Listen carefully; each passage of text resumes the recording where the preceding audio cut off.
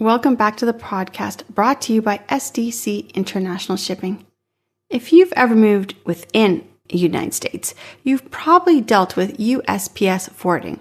But when you're moving overseas, the situation changes dramatically, and the way you manage your mail, both physically and digital, can save a lot of stress, time, and even money once you arrive in Australia. First, planning for the mail you expect and the mail you don't.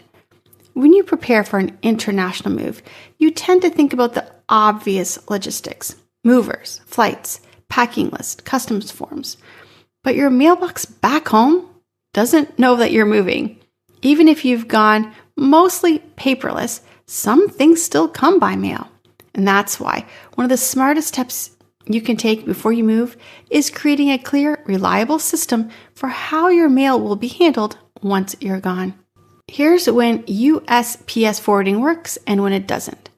A lot of Americans start with a simple USPS mail forwarding request. It's quick, affordable, and familiar, and it does help, but only up to a point.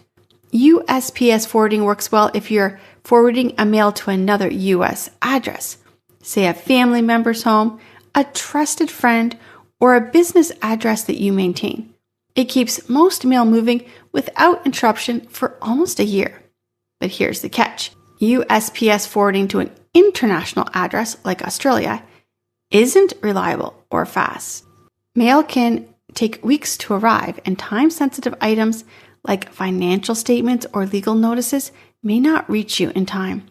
For most Americans moving to Australia, the better solution is a U.S. forwarding base, someone you trust, or mail service that handles things stateside.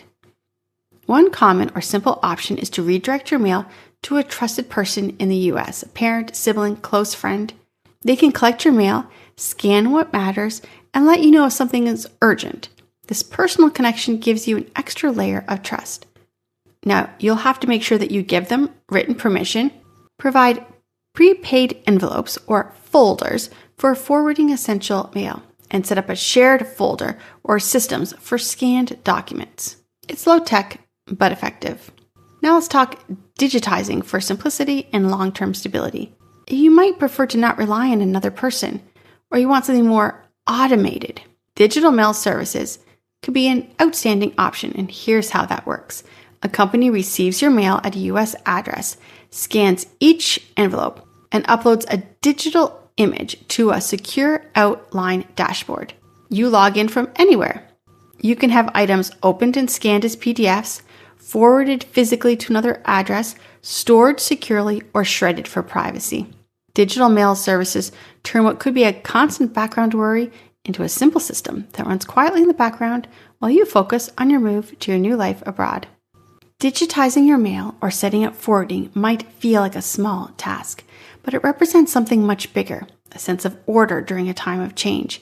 So before you move to Australia, take the time to build your mail plan.